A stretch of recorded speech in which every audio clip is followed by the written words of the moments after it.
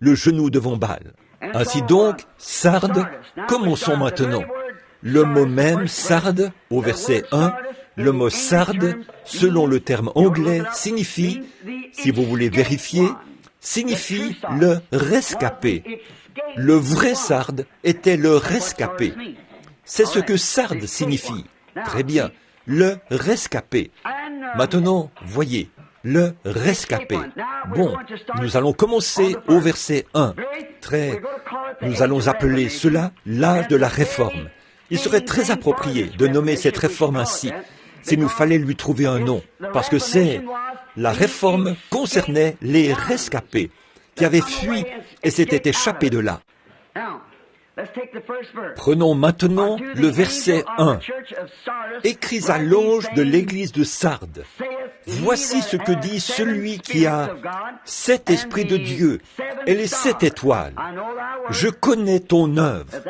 Je sais que tu passes pour être vivant et tu es mort. Bon, la salutation. Eh bien, les 7 esprits sont les 7 esprits et les 7 étoiles. Les 7 esprits étaient les anges qui venaient aux étoiles, c'est-à-dire aux messagers. Cet esprit, les 7 fois où le Saint-Esprit a oint un messager, celui qui était l'étoile en son jour. Un esprit est éternel, et l'étoile a été créée dans un but, celui de refléter la lumière dans l'obscurité de ces âges de l'Église, que les lampes et les étoiles représentent. L'ange, c'est l'esprit qui allait vers l'étoile, et cela reflétait la lumière du Saint-Esprit par l'étoile au cours de cet âge de l'Église. Afin que vous sachiez, vous vous demandez qui sont ces 7 esprits. Ce sont les 7 messagers des 7 âges de l'Église. Voyez?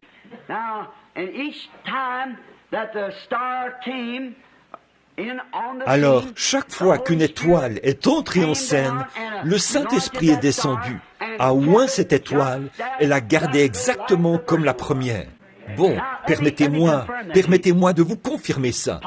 Paul a dit, si vous voulez savoir de quel genre d'étoile il s'agissait. En effet, souvenez-vous que Satan est lui aussi une étoile, l'étoile de l'aurore. Eh bien là, remarquez, Paul a dit, croyez-vous qu'il était l'étoile de l'église d'Éphèse? Il a dit, eh bien là, si vous voulez savoir si cela est vrai ou pas, dans Galates 1:8, Paul a dit, annonçant là qu'après, le temps viendra où des loups cruels s'introduiraient et tout. Il a dit, si un ange du ciel venait enseigner un autre évangile, là, il savait que cet homme, qui aurait l'apparence d'un ange, viendrait, qu'il serait un grand vicaire. Il a dit, peu importe qui c'est, si un ange ou n'importe qui d'autre venait enseigner autre chose que cet évangile que nous vous avons enseigné, qu'il soit anathème. Pas vrai? C'est Paul qui les avait contraints à se faire rebaptiser, s'ils n'avaient pas été baptisés au nom de Jésus-Christ. Venez vous faire rebaptiser afin de recevoir le Saint-Esprit. Acte 19:5. C'est aussi lui qui avait imposé les mains aux gens pour qu'ils reçoivent des dons et qui avait mis l'Église en ordre afin qu'ils s'y produisent des miracles, la guérison divine, les dons de langue, l'interprétation des langues. Pas vrai? 1 Corinthiens 12. Allez voir ce que Paul a dit. Vous trouverez cela dans 1 Corinthiens 12. Il a placé dans l'Église.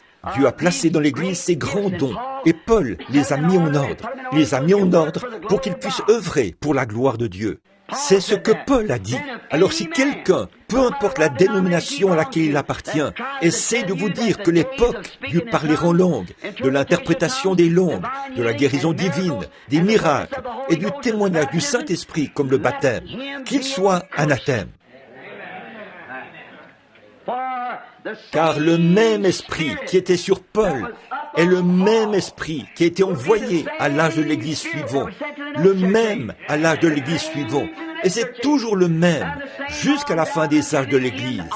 Le même esprit, le Saint-Esprit. Croyez-vous cela? Si vous regardez bien là, c'est écrit ici. Celui qui l'a écrit le savait. Regardez les 7 esprits. Observez, E majuscule, le Saint-Esprit. Il n'y en a qu'un seul. Oui, le même Saint-Esprit qui vient 7 fois aux 7 âges de l'Église pour apporter la même lumière. Vous saisissez maintenant? 7 âges de l'Église, à 7 reprises, le Saint-Esprit apporte ce même message. Une malédiction a été prononcée à l'endroit de toute personne qui changerait quelque chose. Maintenant, voyez si cela concorde avec la révélation de cette chose en entier. Il a dit, quiconque retranchera ou ajoutera quelque chose, celui-là, sa part, sera retranché du livre de vie. Voilà, toute la chose est entièrement couverte, là. Donc, vous n'avez aucune marge de manœuvre pour sauter ou insérer quoi que ce soit d'autre. Vous voyez, parce que c'est ça. Now, see if that bears with the revelation of the whole thing.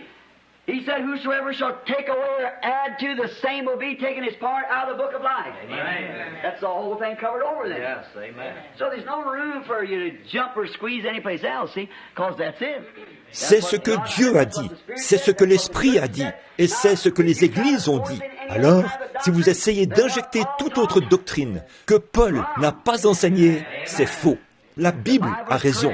Sa vie, Jésus a dit, je retrancherai sa part du livre de vie. Maintenant, vous dites, dans quelle partie du livre de vie?